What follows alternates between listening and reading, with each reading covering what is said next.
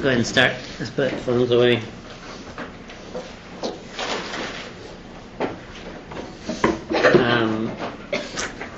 Anybody have questions about paper number 3? I'm handing them back 3A today. Let me bring them over here so I don't forget. I'll hand them back at the end of class. I'll do my best to save some time for that. And if you have to run before you get your paper, then just be sure to come find me. The papers obviously have some individual feedback. Come see either Vanessa or myself. If you have questions about that feedback, most of the handwriting on the papers is Vanessa's, but some of it is mine, including on some papers. You'll see 2 different sets of handwriting, so one of them's mine and one of them's Vanessa's. But most of the comments on there are from Vanessa, so she might be a good first stop if you have questions just about what the comments mean. But you're welcome to come see either one of us to get further feedback. I've got office hours today at 3:30. Vanessa has office hours tomorrow at 12:30.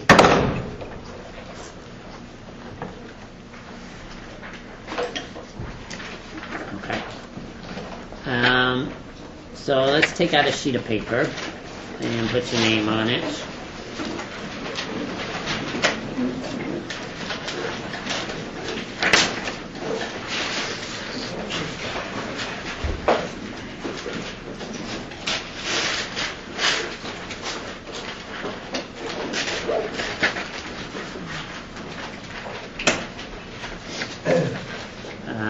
Question number 1. In a single sentence, describe to me the facts of the case Citizens United versus Federal Election Commission. Just what was that case about? Not how did it come out, but just what were the facts in that case? 1 sentence. As best you can, in 1 clear sentence.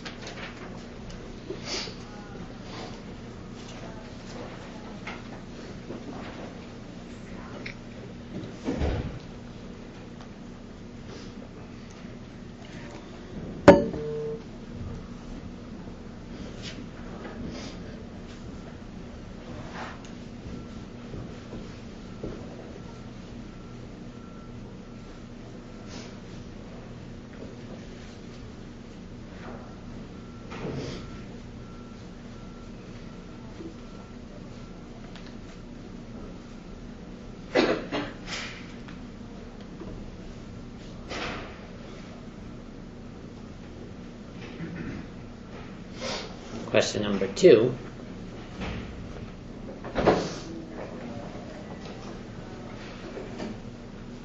Grab a sheet of paper. Put your name on it. Question number 1, single sentence describing the facts of Citizens United versus FEC. Question number 2, single sentence telling me what the court's decision was in Citizens United versus FEC, stating it as clearly and precisely as you can. What did the court decide? What was its legal holding in Citizens United versus FEC?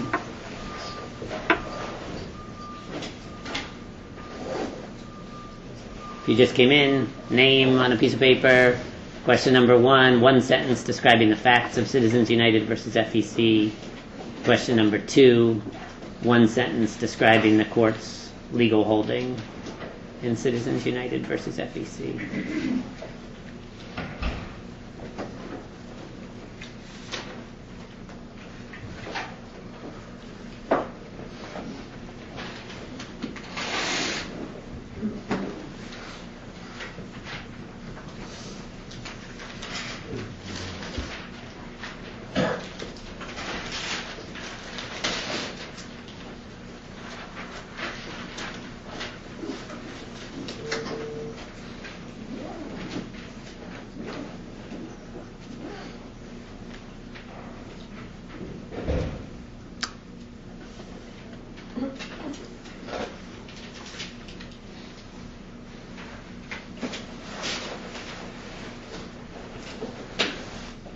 And Vanessa will come around and collect those.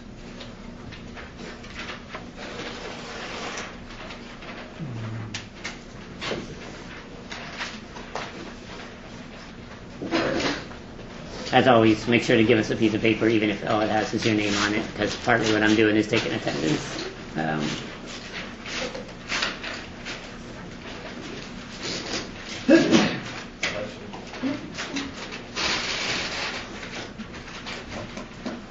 Just while we're collecting those, I'll just remind everyone, so I always put this on the handout, but if you don't read those carefully, just a little verbal reminder that a portion of your grade for the semester is determined by class attendance and participation, and the way that I assign that grade, this is especially for people who have not previously taken a class with me, the way that I assign that grade is at the end of the semester, you have to submit a self-assessment, a written self-assessment of your attendance and participation, in which you assign yourself a letter grade and then explain why you think that's the correct letter grade.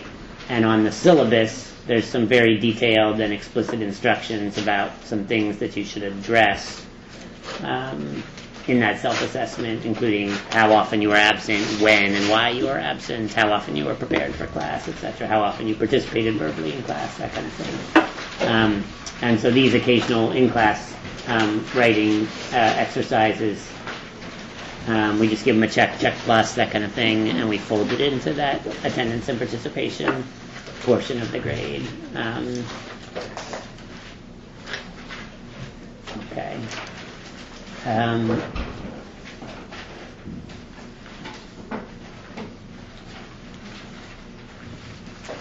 Thank you.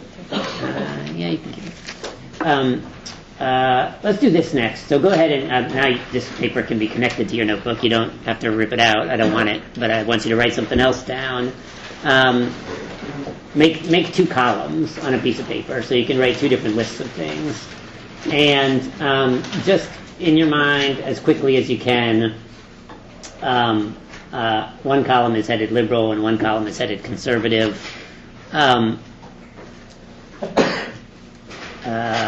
Trying to make this instruction as clear as I can make it.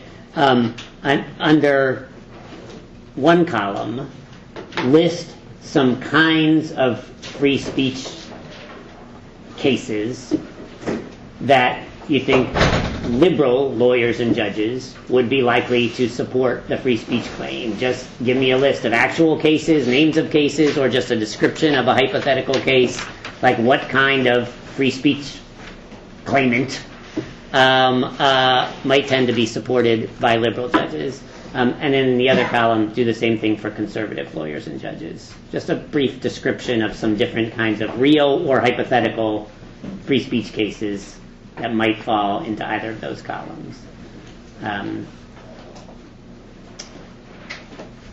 Just by way of focusing your mind on something I want to talk about a little bit.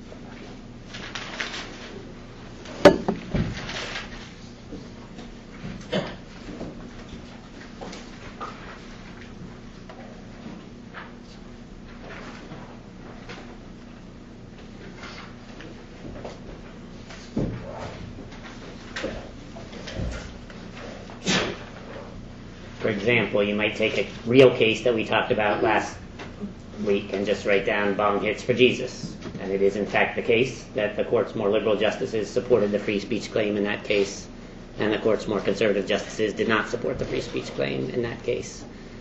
But if you don't have very many real free speech cases in mind, you can also just come up with some hypothetical sort of descriptions of some cases that you can imagine. Try to get at least something in each column.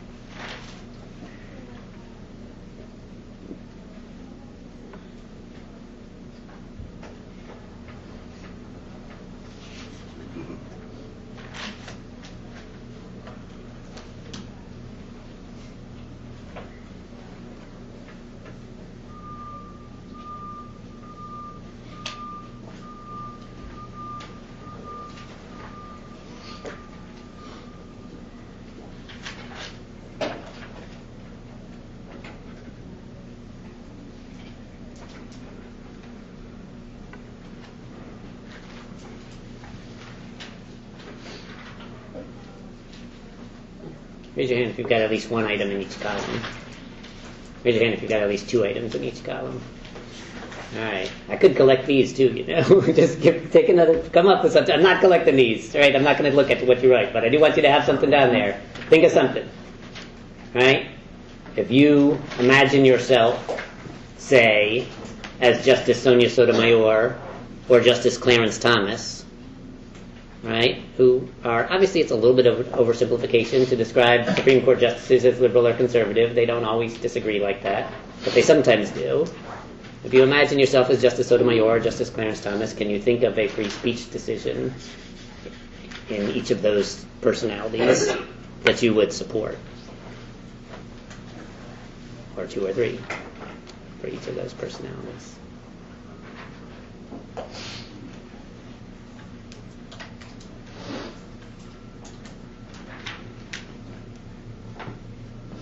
All right. So I'm going to come back to that. If something else occurs to you over the next half hour or whatever, go ahead and add it to your list there.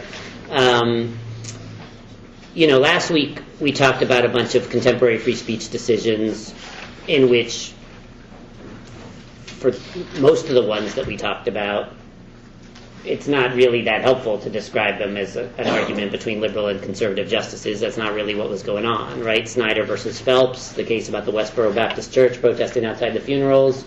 The court ruled in favor of the free speech claim in that case by an 8-to-1 vote, right? With a bunch of liberals and a bunch of conservatives supporting the freedom of speech, right? So that's not really an argument between liberal and conservative judges, right?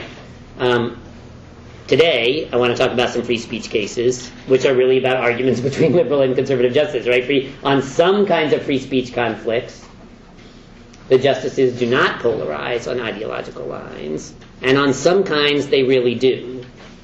And the most important one of those in your lifetimes is Citizens United versus FEC. So I want us to definitely spend some time on that one. So what are the facts of this case? What is the case about?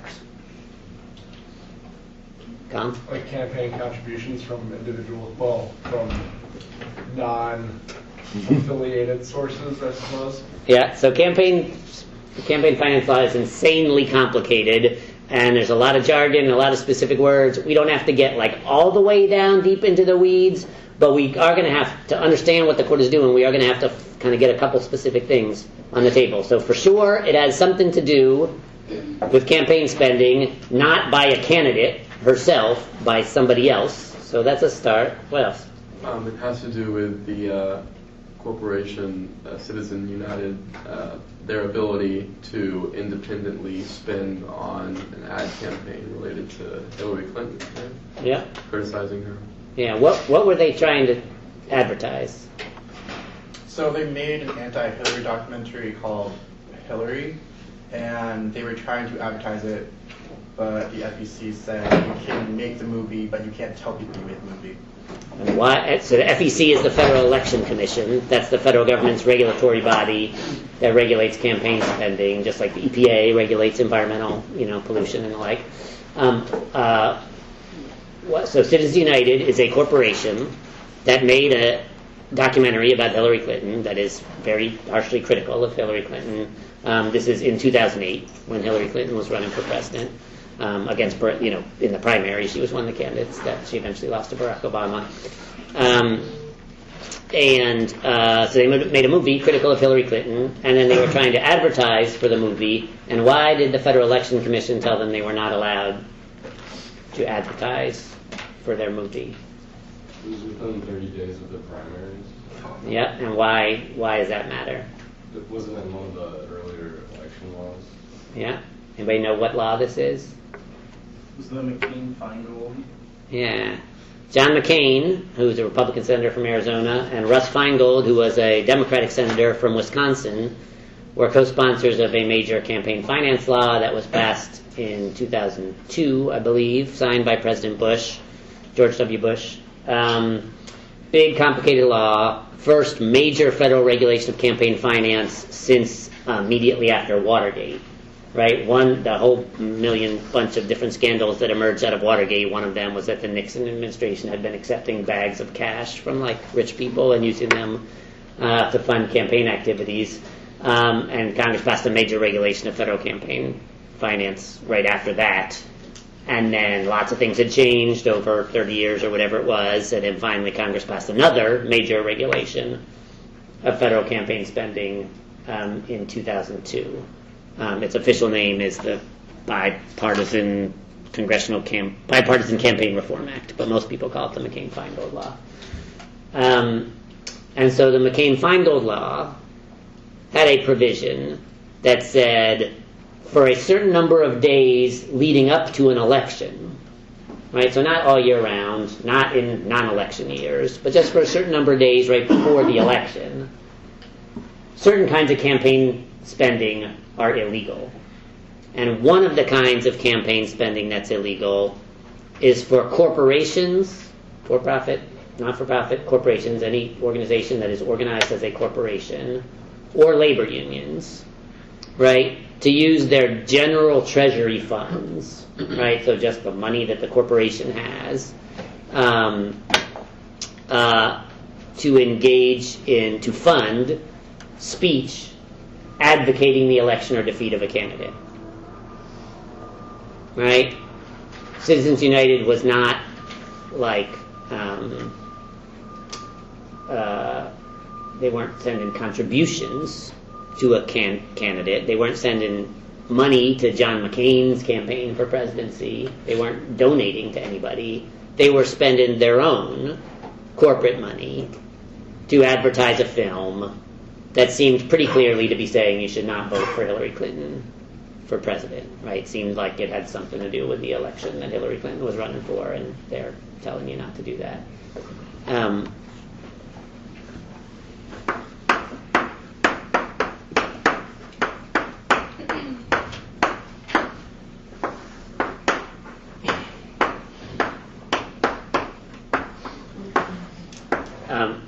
Campaign spending law includes provisions about multiple different things. Two of the main ones are these, and these are two different things, right? A contribution is, I want to write a check for $1 million to Donald Trump's campaign for re-election, right?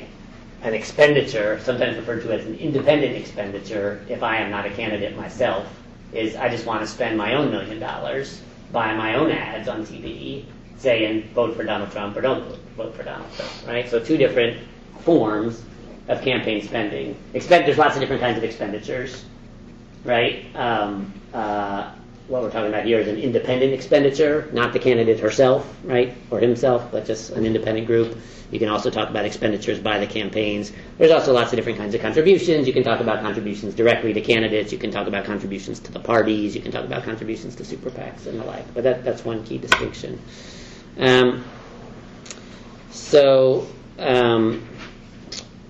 The McCain-Feingold law, it's a big, complicated law. It's got lots of different stuff in it. I guess I want to focus your attention on two main provisions of the law, where I think we're really only going to talk about one of them, because that's the one that's at issue in Citizens United, but the other one's really important too. So the one that's at issue in Citizens United is no independent expenditures by corporations or unions in the month leading up to an election. Right? The law also had major regulations of what campaign finance lawyers call soft money contributions. So federal campaign finance law imposes certain restrictions on how much you're allowed to donate to a candidate's campaign. So I am not allowed to write a check for $1 million to Donald Trump's campaign. Right? There's a limit for each election cycle. I forget what it is now. I think it's like $2,200 for the $2,700, something like that, for the primary, and then another $2,700 for the general. So in any given election cycle, you could give somebody about $5,000. Don't quote me on that. I don't remember the exact number. But it's if you're a millionaire, it's a relatively low number that you're allowed. I'm not donating $5,000 to anybody's campaign because I don't have that much money. But if I were a millionaire, right, that would be a relatively low cap. But there were, before McCain-Feingold, there were no similar limits on how much I could donate to a political party, right? So I could write a check for $1 million to the Republican Party, which there were then restrictions on how it was allowed to use that money, but it was allowed to use it for a lot of things that would help its nominee get elected president, and there were no limits on that. So McCain-Feingold law put strict limits on those soft money contributions, and it put strict limits on independent expenditures for the obvious general purpose that majorities of both houses of Congress concluded that there is too much money being spent in our national elections. It has the potential to corrupt our democratic process, or at a minimum to create the appearance of corruption, and so we should try to rein it in to some extent. All right. So Citizens United challenges this limit. Citizens United is the name of the case, but it is also the name of this corporation. Citizens United, the corporation, challenges this limit, and they win in the Supreme Court. Why do they win? Why is the Supreme Court rule in their favor?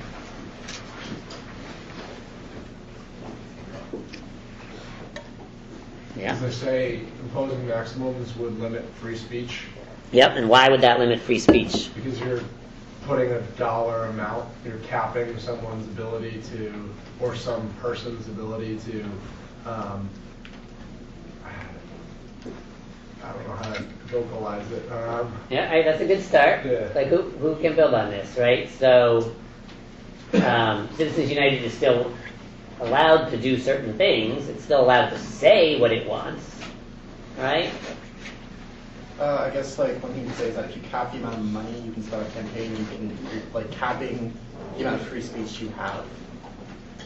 Like that could be kind of thing.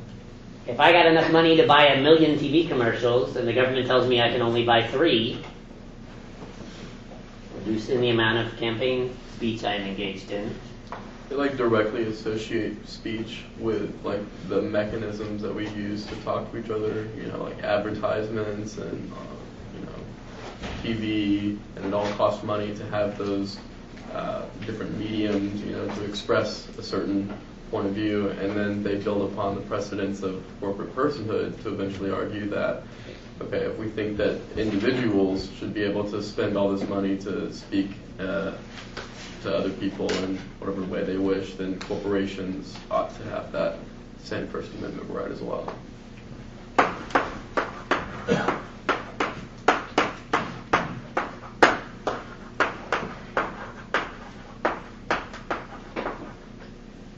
That's one of the key parts of the argument in the case, right? This is not the only case in which this has come up. The court has said things along these lines back in the 19th century in cases during the Lochner era involving economic regulation of corporations. So it's not new. But in the First Amendment free speech context, this is the first case in which the court says this definitively. Corporations have the same right to freedom of speech as human persons. Right? Citizens United is not a person. It is a group of people that have joined together to form a corporation called Citizens United to make conservative political documentaries. They made some other ones besides this one about Hillary Clinton. This is the one that got most famous. And the corporation itself has the right to freedom of speech. What are some other contexts in which that might be an important legal holding besides this campaign finance dispute? Deciding that corporations are persons. When else might that be important legally?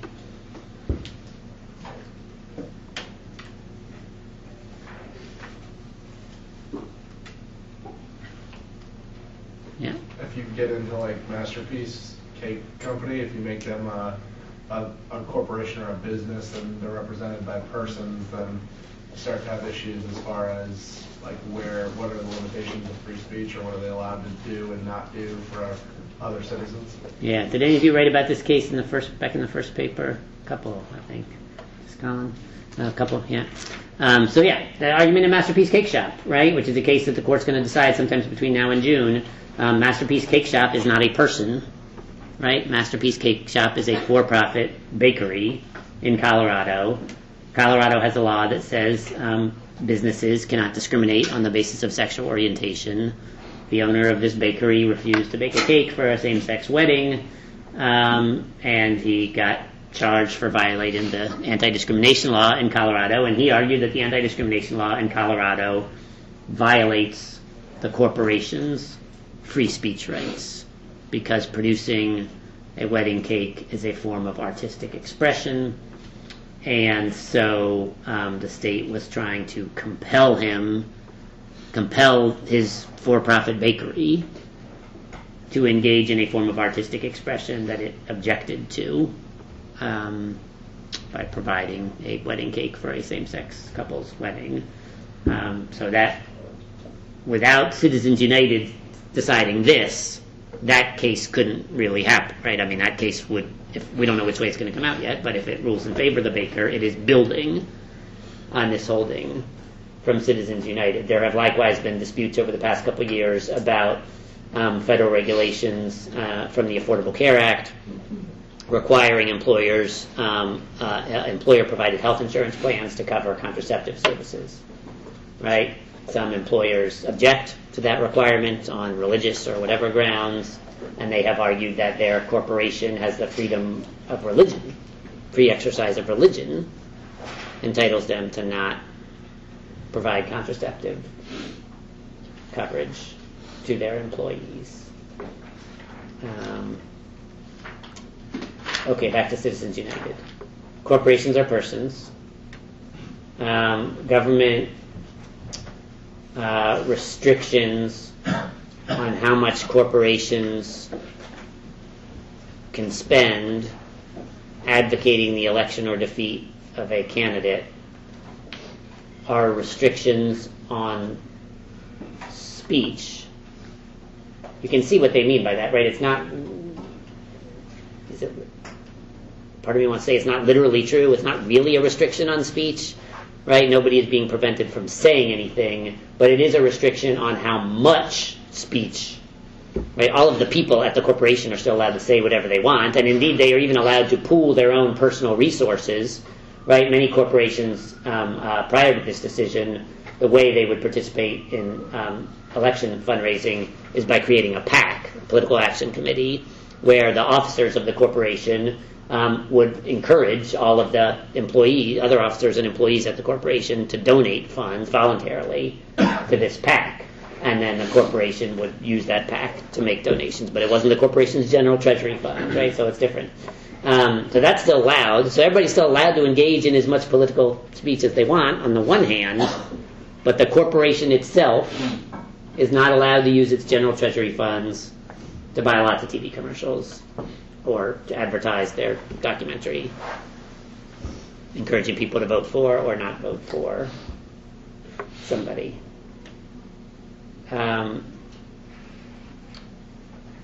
What's the argument on the other side? In this case, the case was 5-4, with the court's 5 more conservative justices in the majority and 4 more liberal justices in dissent. What would be the argument that this does not violate the freedom of speech?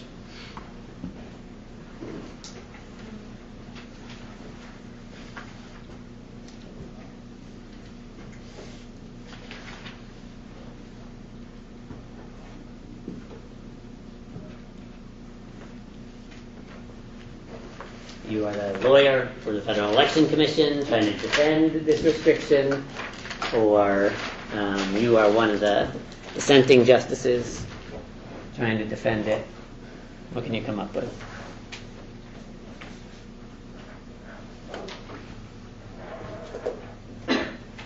Yeah.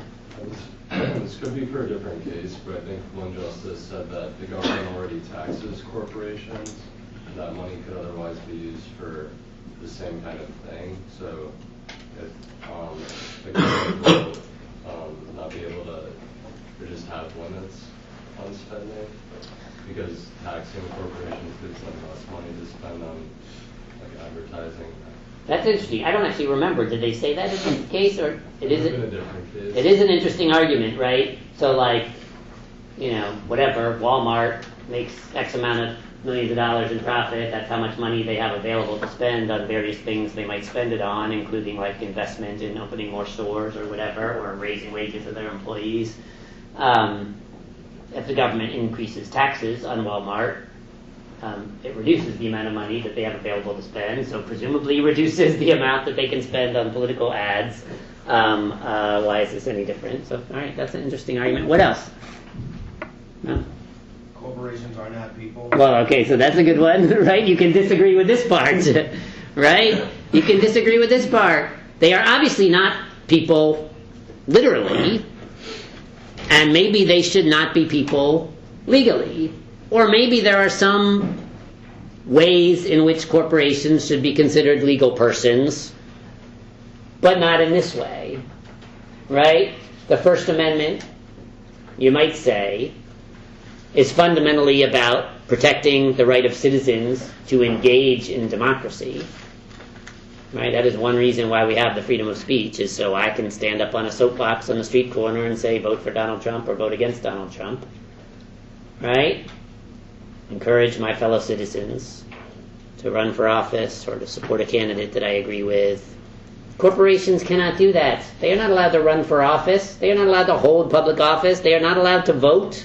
Knock on wood.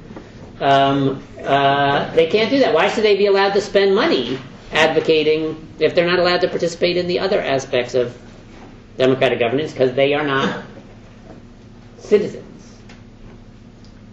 It seems counterintuitive if you're going to impose regulations on campaigns to do expenditures, but not on corporations that can, host advertisements that have the same effect as campaign advertisements. They're essentially the same contributions to the political sphere, and yet one is heavily regulated and one is just absent regulation.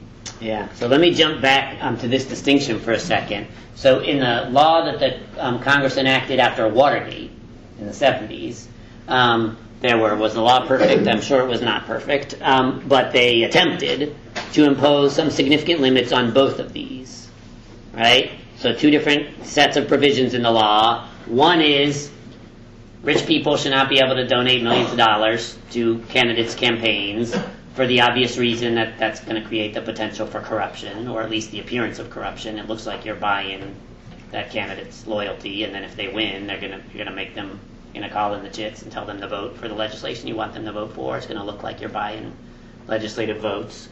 But in addition, there should be limits on overall expenditures of all kinds, right? So limits on how much the campaign itself is allowed to spend, and if folks are trying to get around that by spending money via some separate organization. Oh, look, my former chief of staff just formed a political organization that is not part of my campaign, and he's running a lot of ads. They're running a lot of ads that tell people to vote for me. That's lucky. I don't know how that happened, right? Like whether it's the campaign itself or whether it's some other supposedly independent organization, Congress tried to put limits on it. Back in the 70s, in a famous case called Buckley versus Vallejo in 1976, the Supreme Court said these limitations are okay, right? Imposing some regulations, do they reduce the amount of money that people can spend in a political process, like sort of advocating their ideas? They do. Like I'm only allowed to donate $2,000 to Donald Trump or Hillary Clinton or whoever. But the justification for that restriction is so strong, preventing corruption or the appearance of corruption, that the government should be allowed to do it. But these cannot be limited, right? That's what they say in Buckley versus Vallejo. You cannot limit political expenditures because money is speech. That is an actual 3-word quotation from Buckley versus Vallejo.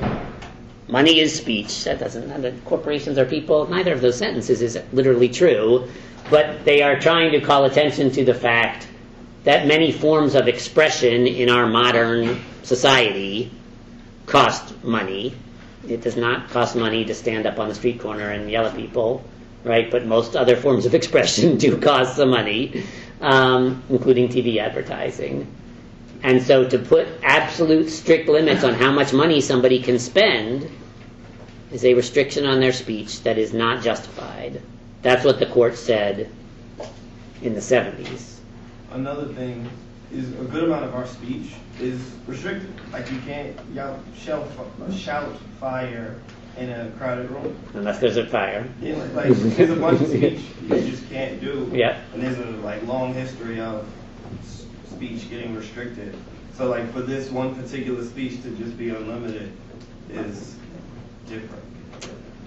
It's a good point. We have seen many examples. I mean, for most of the court's history, it like barely protected anybody's free speech at all. So that's one thing, right? But nowadays, for the past 50 years or so, the court has been pretty active trying to protect people's freedom of speech in a variety of different contexts. But it does still say over and over and over again that free speech is not absolute. And there are some good reasons that sometimes justify restrictions on your speech, right? Preventing people from getting trampled to death when you falsely shout fire in a crowded theater is a good reason. And the more liberal justices on the current court argue that protecting the integrity of our democratic political process is such a good reason, right? That is really important, right? I can't think of that many things that are more important, right? That's really important, protecting the integrity of our political process. If the people, if it is either really true, or even if not completely true, but everybody comes to believe that it is true, that our elected representatives only do what rich people tell them to do because they need their campaign contributions. If that is literally true, or if just lots of us think that it is literally true, either way, that is really bad for our democracy, right? And so Congress should have some leeway, just like they should be able to prevent people from getting trampled when they storm out of the theater because you falsely shouted fire. They should have some leeway to try to protect the integrity of our democratic process. They should also have some leeway. This is kind of another way of saying the same thing, but maybe it's a slightly different point. They should have some leeway to attempt to equalize the voices of different groups of people in society. I'm hesitant to use the word equalize because nobody is ever getting anything anywhere close to equality. But if you picture it as a verb, that means taking some steps in the direction of equality. Like rich people are always going to be able to spend more on campaign spending than poor people under any plausible system. But you could reduce the disparities, right, by limiting in some ways the amount of money that billionaires are allowed to spend on political campaigns. So not equal, but equalizing it, like reducing the disparity.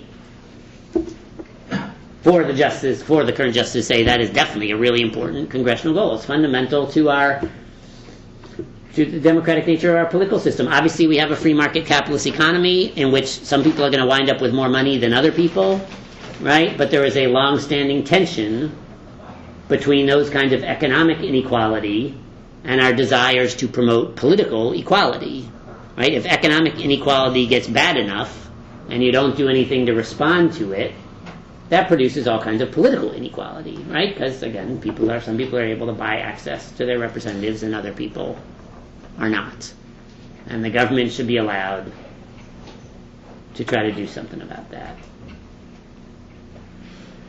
4 of our current justices say. Right? Fundamentally, why do you think the majority does not go for those arguments?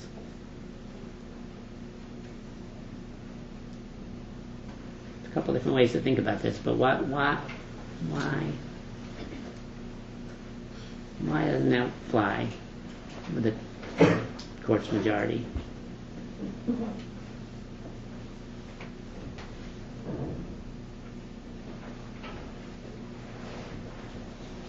You're the lawyer for Citizens United now, and what do you say in response to those arguments?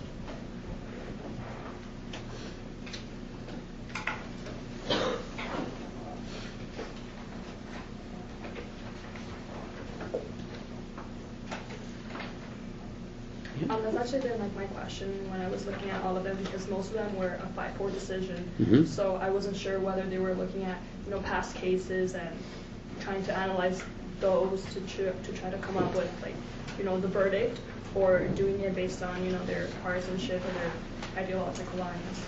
So, I mean, a lot of people, can say that they're just following their ideological lines, and it seems clear. But So there have been lots of Supreme Court decisions on campaign finance law from Buckley versus Vallejo up until the present. So Citizens United is the most famous one, but there are lots of others. Lots of them, not all of them, but lots of them are 5-4 decisions in which the justices seem to be polarized on ideological lines. And so one kind of answer you could give is the justices are not really acting as justices. They are acting as partisan ideologues, where the justices who are appointed by Republicans or are sympathetic to the Republican Party are voting for the campaign finance rules that they think would best benefit their friends and their party, and the justices on the other side are voting for the campaign finance rules that they think would best benefit their friends in their party. That might be accurate, right? There is some truth to that. It is clear that one of the things that sometimes influences the Supreme Court is partisan and ideological pressures. I don't think it's the whole story. I do think it's part of the story. I don't think it's the whole story, right? So what else? Legally, that might be what you conclude. We talk about all the legal arguments all we want. You might conclude ultimately if the 5 Republicans got more justices on the court, so they're adopting the campaign finance rules that work better for them. If Democrats get more justices on the court, then the rules will change, right? That is part of what's going on. But legally, what's the response to the federal government says we are trying to preserve and protect the integrity of our democratic system. We are trying to equalize to some degree the volume of voices that different groups of people in our society are able to express in an effort to influence elections. We think the government should have some leeway in doing that. You're a lawyer on the other side, or a justice on the other side. Your response can't be, I'm a Republican and I want a rule decision that's going to help the Republicans. That's not a good legal response, right? So you got to come up with something else.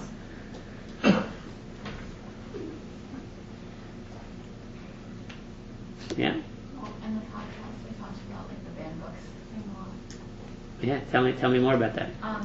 So I think it was one of the justices asked in response. So if they can't make it, if the government can ban a movie, then can we start banning books within 30 days if published that criticize a candidate? And the lawyer on the FTC side said yes if it comes from corporate treasury funds. And that sounds like a bad answer. Even if you're on the side of it sounds bad. It sounds like a really bad answer. Yeah. Remember when we talked about U.S. versus Lopez, which was the Commerce Clause case about the Gun-Free School Zones Act, and we talked about oral arguments where Chief Justice Rehnquist said to the government's lawyer, can you give me an example of a law that Congress would not be allowed to pass under its Article 1 powers? And the dude couldn't come up with anything, right, which seemed to be a bad sign. What? Congress is supposed to have certain powers, not all powers, and yet you cannot give me an example of a law that you will admit that Congress is not allowed to pass, right? So a similar thing happened in the oral arguments here, right? Where the justices asked the government's lawyer a very pointed question, and his answer was not great. Would it have come out differently if he had a better answer? I don't know. Probably not. The justices mostly had their minds made up, I think. But it seemed to be a bad sign, right? I mean, right? This case is about a movie. It's really about advertisements for a movie, right? Imagine that a corporation had published a book, a campaign biography, either positive biography about somebody who's running for office, or like in this case, a negative biography about somebody who's running for office. And then in the weeks leading up to the election, they were trying to advertise the sales of that book. Are you saying that the government has the power to put limits on that? And he basically said yes. He hemmed and hawed a lot and tried to put some distinctions in there, but he basically said yes. They kept trying to, in fairness, the justice kept trying to make him say that he was saying the government had the authority to ban books, which he was not literally trying to say. They were not banning this movie, nor were they saying the government can ban books. They were trying to say corporations cannot use their general treasury funds to pay for the advertising of this movie or hypothetical book in the weeks leading up to an election, which is not the same thing as banning, but still doesn't sound that great. Right? Really? In a constitutional system that has the First Amendment, we are saying that the government has the authority to limit the sale of books that the content of which the government objects to in some way. That does not sound right. Right? And that was a key part. It was a key moment in the oral arguments, and it was a key thing that Justice Kennedy emphasized in his majority opinion in the case. We do not think the First Amendment allows that. And so we don't think the First Amendment allows this either. Brian, did you have a question? I was just so they're like I forgot now, but it was about advertising, right? Yeah. So could they just air the documentary without advertising? They could, although the facts are somewhat convoluted, right? If they wanted to show it on pay-per-view, and they want to get people to pay for it on pay-per-view, they got to let people know about it, right? So they were all about the advertising.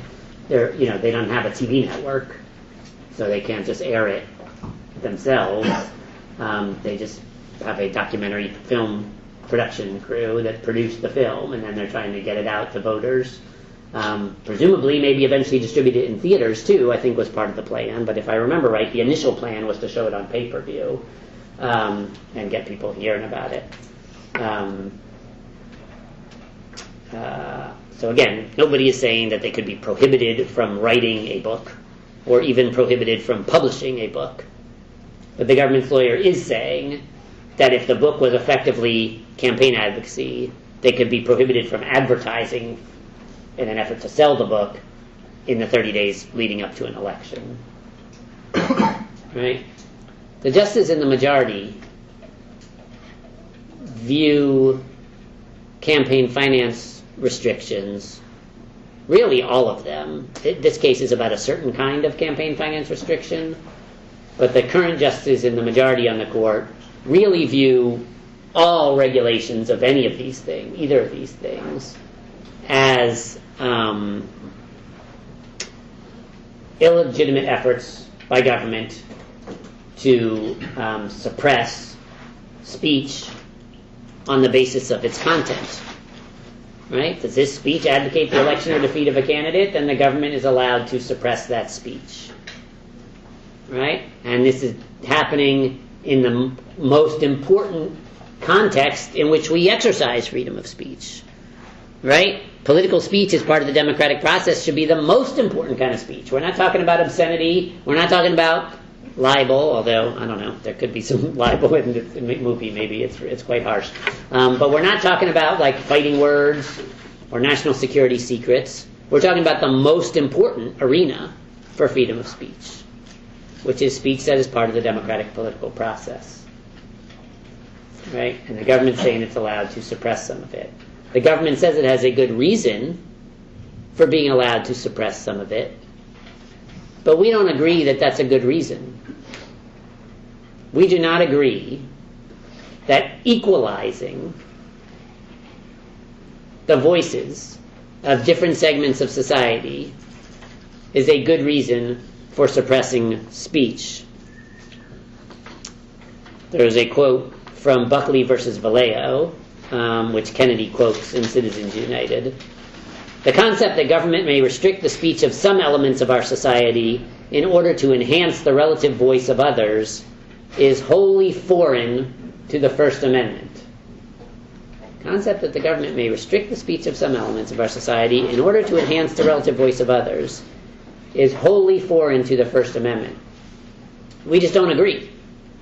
Right? We do not agree that the government should be allowed to reduce the expression, political expression, of billionaires in order to make them somewhat closer to the amount of political expression that poor people are able to engage in. We don't agree with that. The government's not allowed to do that. The justices in the majority have a free market conception of freedom of speech, right? Which is a metaphor that is often used in free speech cases, right? The marketplace of ideas, right? The best test of truth. It's a famous quote from Justice Oliver Wendell Holmes, who borrowed the basic idea from John Stuart Mill. The best test of truth is the power of speech to get itself accepted in the free marketplace of ideas.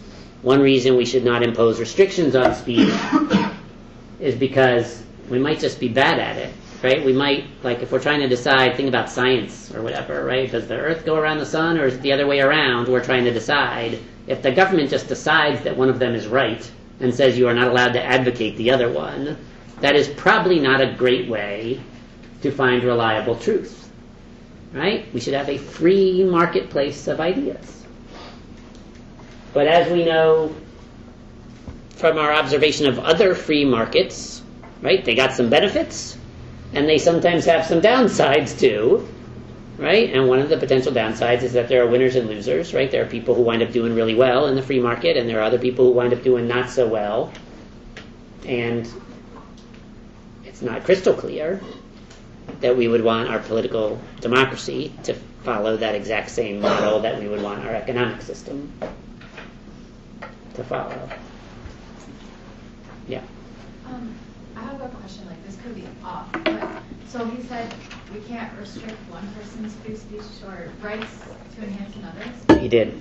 So wouldn't that not make sense, like in terms of civil rights cases, aren't you technically like limiting like a business owner or a white person's like free speech right to say black people aren't allowed here to enhance, like black people's rights? So maybe. So let me divide it into two different parts, I think, see if this helps. So on the one hand, so one kind of free speech case that comes up sometimes is a hate speech case, right? Speech where does somebody have the right to publicly articulate racist or sexist or homophobic epithets or inciting people to racial hatred or whatever it might be. And our Supreme Court has mostly said, yes, you have the free speech right to do that, kind of for the same reason, right? The free marketplace, right? We are now worried that if people are freely allowed to express racism, that's going to persuade everybody in the country to be racist, right? We're going to allow a free market of speech, and lots of anti-racists are going to respond to those speech acts, and the racism is not going to win out, right? That's the sort of free market model. But it is true that there are lots of particular areas of free speech law where the justices have allowed some restrictions, right? And one area is what involves regulation of businesses and workplaces. I think maybe this might be an even better example. Think about like sexual harassment law in the workplace, right?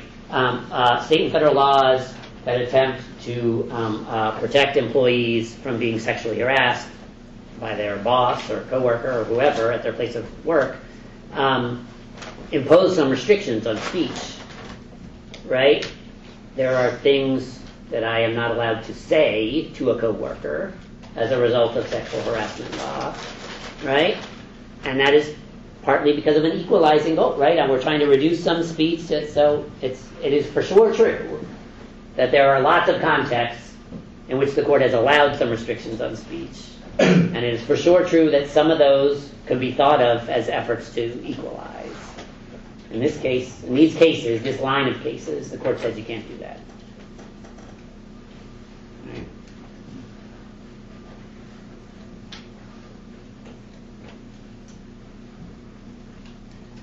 Other questions? So the justices in the majority in Citizens United have basically a free marketplace conception of freedom of speech. They believe that corporations are part of that free marketplace, just like they are in the regular economic market. They are also part of the marketplace of ideas. In fact, Justice Kennedy, and I think maybe also some of the concurring opinions, Scalia, I forget which one, they make the point that economic corporations have lots of valuable things to say, right? That like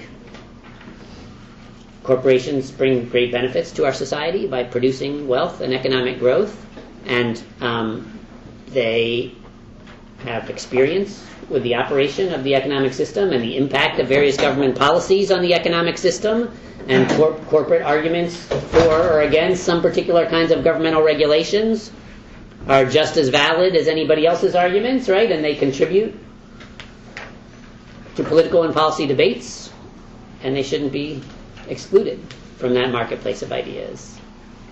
The justices on the other side have a fundamentally different conception of the freedom of speech, at least in this context. They would say that freedom of speech has an egalitarian component to it, right? That we don't just want a free marketplace where everybody can say whatever they want and the guys with the most money can say the most of it, right?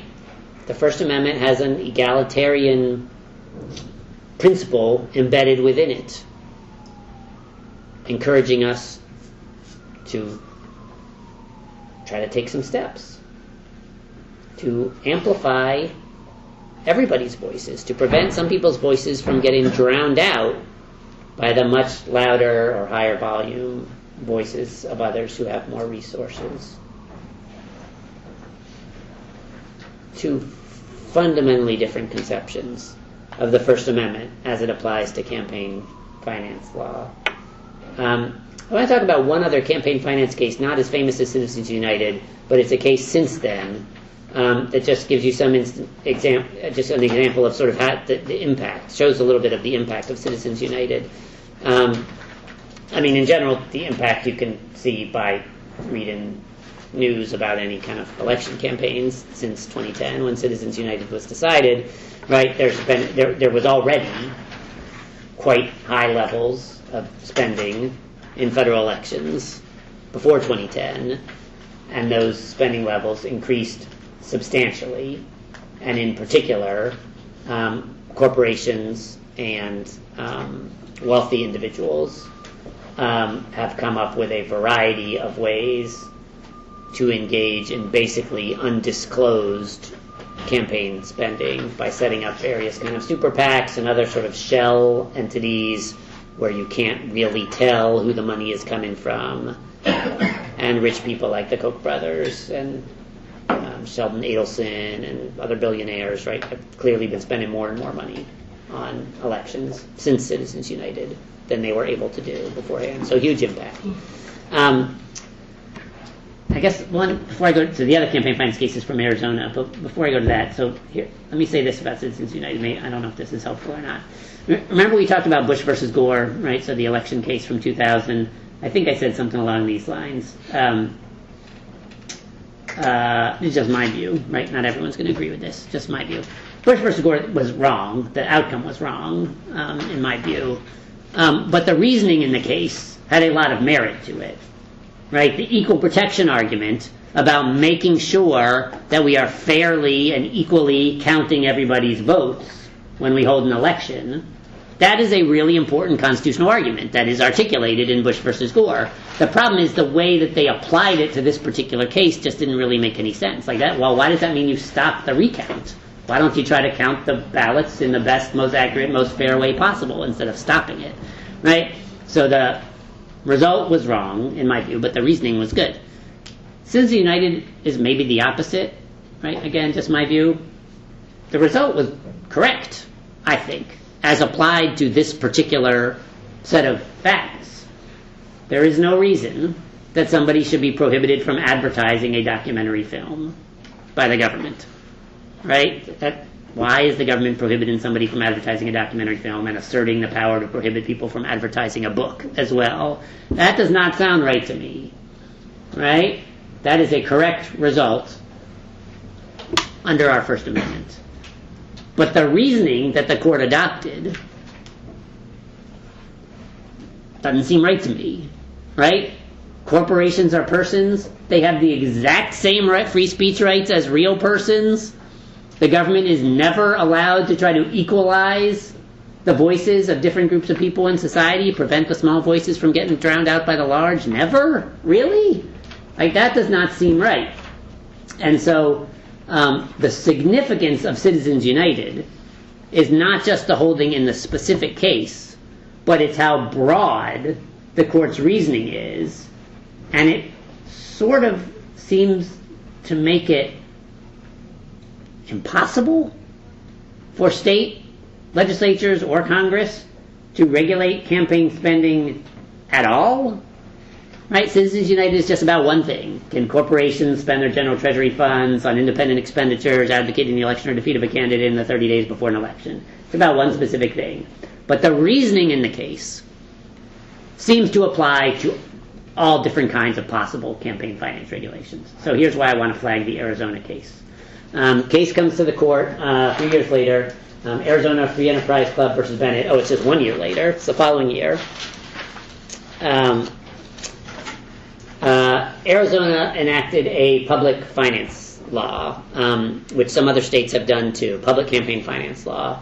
And in fact, there's a small-scale version of this in federal campaign finance law for presidential elections too.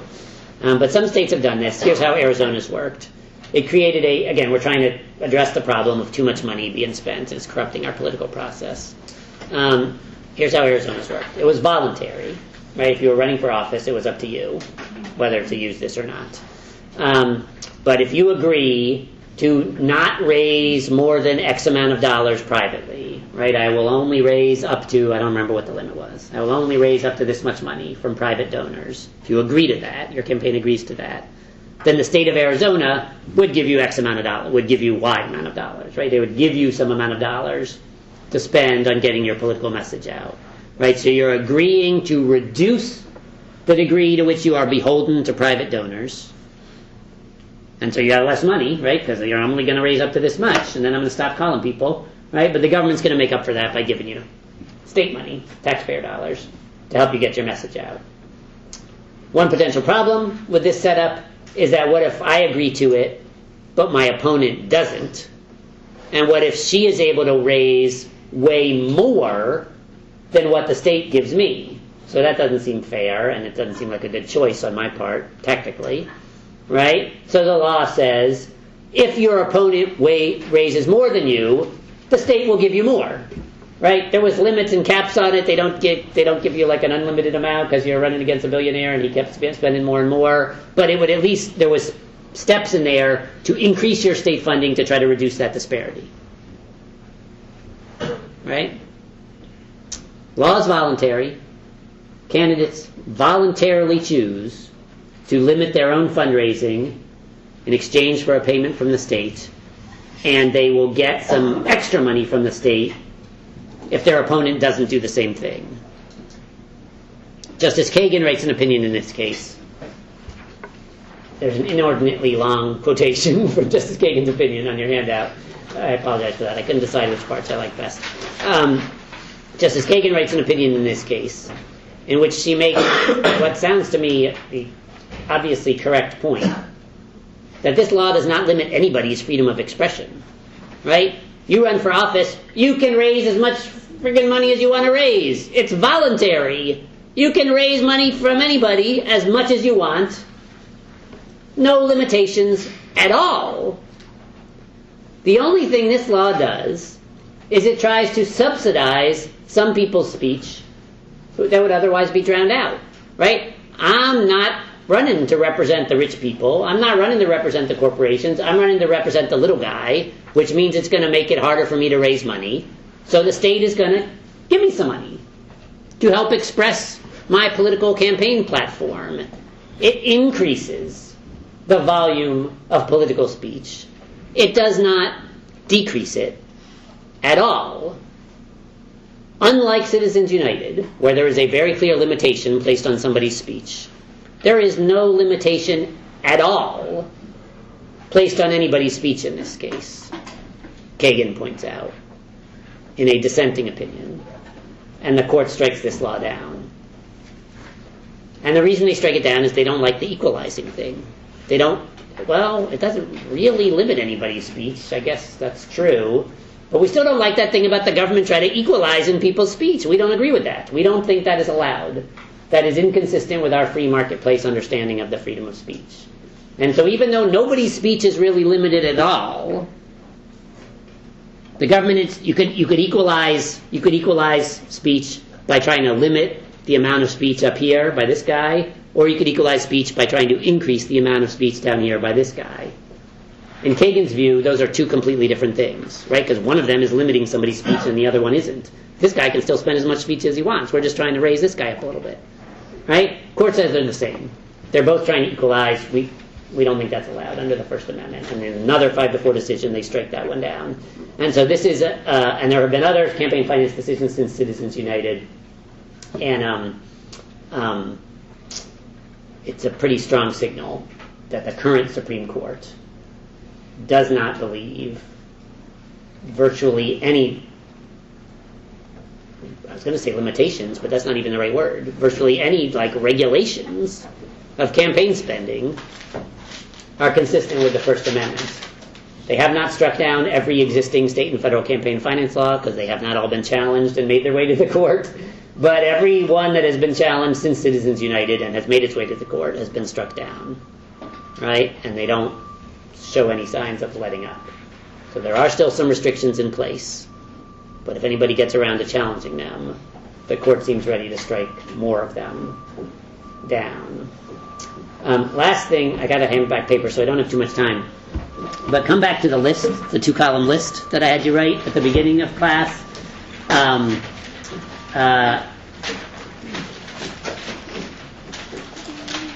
Give me an example. Throw out some examples that you've got in the conservative column. What's there? Virginia versus Black. Virginia versus Black. Cross-burning. What else? Yeah. The Town of Greece. Town of Greece. What's that one about again? They wanted to put regulated school prayer. Okay, yep. Yeah, prayer like a city council meeting or something, right? Yeah, okay, yep.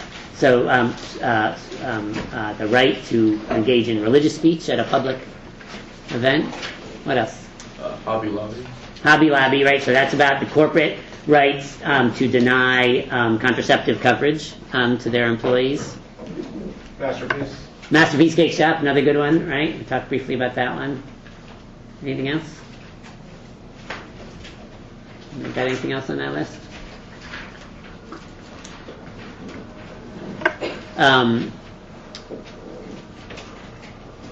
It's a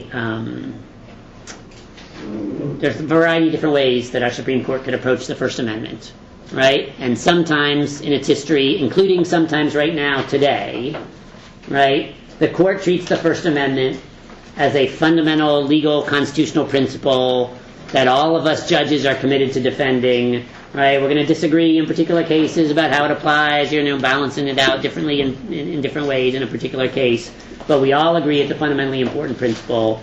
We're all trying to prevent government from restricting it. That is sometimes what's going on in free speech disputes. But there are other free speech disputes in which it seems like, at least from a first glance, one of the things that is going on is that liberal justices are trying to protect free speech by liberal speakers, and conservative justices are trying to protect free speech by conservative speakers. And that is not really what the judges are supposed to do, right? They are all supposed to be protecting free speech by everybody. And because the current court, for your whole lifetimes basically, the court has had a conservative majority, there have been several notable developments in which the conservative justices, because they've got the majority, have extended free speech into a kind of new arena or context that the liberal justices don't think is merited, right? That the conservatives are trying to polarize or partisanize, that's not a word, but they are trying to capture the First Amendment and use it in a way that benefits their ideological allies. And maybe you could say liberal justices did that when they had the majority, but it for sure seems like a development that's going on right now. In addition to the Masterpiece Cake Shop case, there's another case at the Supreme Court right now that you could think of in these terms. It is called Janus versus AFSCME. AFSCME is a labor union that represents government employees. And the argument in this case, so there are all kinds of regulations and restrictions on how labor unions are allowed to collect resources from their members and what they're allowed to spend them on. And one of the things that's allowed in many states is that nobody can be required to be a member of a labor union, but if somebody works in that workplace and a majority of voters have voted for the labor union, but some people in that workplace don't want to join the labor union, they can't be compelled to pay dues and be a member of the union, but they can be compelled to pay a smaller fee that covers the actual costs of the union's representation. Because federal labor law requires the union to represent every worker in that workplace once the union has been recognized. Once there's a vote, majority vote in favor of it, the company's bargaining with the union has a legal obligation to represent all the workers in that workplace. And so the workers should be required to pay some of the costs of that representational activity. And a non-union worker in a workplace has challenged that as a violation of the freedom of speech, right? They are forcing me to spend money on an organization that might advocate some views that I don't agree with. And in fact, actually, the unions are not allowed to use that money for political speech. It's supposed to be completely separate. But still, the argument is they're forcing me to spend money to an organization that I don't support and agree with. There is a good chance that this decision is going to be another 5-4 decision this year, with the conservatives in the majority kind of extending freedom of speech into this new arena. All right, I'll stop there and hand back some papers. I'll call them out. I'll go alphabetical from the front because I think I did the back last time. Tyler Adams. Tyler's here. Abdul Aziz. He's not here. Kaylin. Rachel Brockman. Caitlin Brinklow. Thank you. Maurice. Benjamin Cannon. Manny Carloni. Chandler Champion. Caitlin. Joseph Cohen. Joey here. Taylor Cook. Carl. What's your name? Carl. Joey. Cameron. Cameron here. Joseph Dragon. Daniel Eggert. Carolina.